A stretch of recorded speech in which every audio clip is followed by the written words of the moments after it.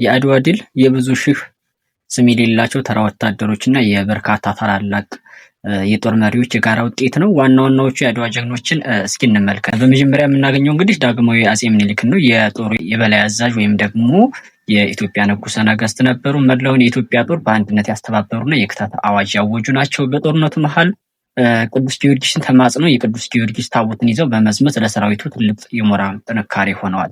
ሁለተኛ እቴጌ ጣይቱ ብጡል ናቸው። የዲፕሎማሲና የስትራቴጂ መሪ ተደርገው ይወሰዳሉ። ለባላቸው ለአጼ ምኒልክ የስትራቴጂ ምክር በመስጠት የሚታወቁ ናቸው። ንግስት እቴጌ ጣይቱ በተለይም በመቀሌው የጦር ግንባር የጠላትን የውሃ መንገድ በማስቆረጥ የጣሊያንን ጦር እንዲዳከም በማድረግ ረገድ ትልቅ ሚና ተጫውተዋል።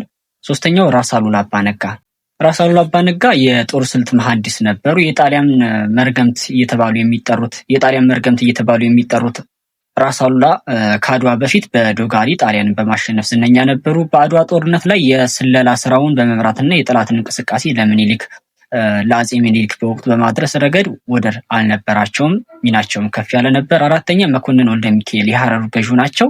የቀዳማዊ ኃይለ ሥላሴ አባት ናቸው። በመቀሌና በአድዋ ጦርነት በግንባር ቀደምትነት የተዋጉና ለንጉሠ ነገሥቱ እጅግ ታማኝ የነበሩ የጦር መሪ ናቸው። አምስተኛ ራስ ሚካኤል የወሎ ፈረሰኞች መሪ የነበሩት ናቸው።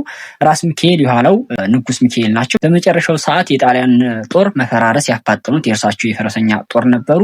ከዚህም በተጨማሪ ደግሞ ላምባባ በሚለው ዝነኛ ፉከራቸውና በፈረሰኞቻቸው ግስጋሴ ጠላትን ያባረሩ ጀግና እንደሆኑ ይታወቃሉ። ፊታውራሪ ገበየሁ ናቸው። ፊታውራሪ ገበየሁ ከጉራጌ አካባቢ የመጡ ናቸው። የአጼ ምኒልክ የጦር ሚኒስትር የነበሩ፣ በጦርነቱ መጀመሪያ አካባቢ እጅግ አስደናቂ ጀግንነት ሲፈጽሙ በጀግንነት ተሰውተዋል። እስከ መጨረሻው ደማቸውን ለአገራቸው የሰጡ ጀግና ናቸው።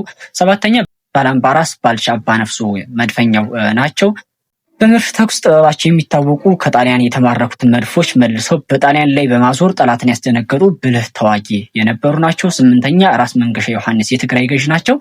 የአጼ ዮሐንስ አራተኛ ልጅ ሲሆኑ ከምኒልክ ጋር ለኢትዮጵያ አንድነት እቆማለሁ በማለት ከትግራይ ሕዝብ ጋር ሆነው ወራሪውን ጣሊያንን የተፋለሙ ናቸው። እነዚህ እንግዲህ ከሰሜን፣ ደቡብ፣ ምስራቅ፣ ምዕራብ ተሰባስበው የኢትዮጵያን እንግዲህ የአድዋ ድል ያስገኙ የነጻነት አባቶቻችን የጦር መሪዎች ናቸው።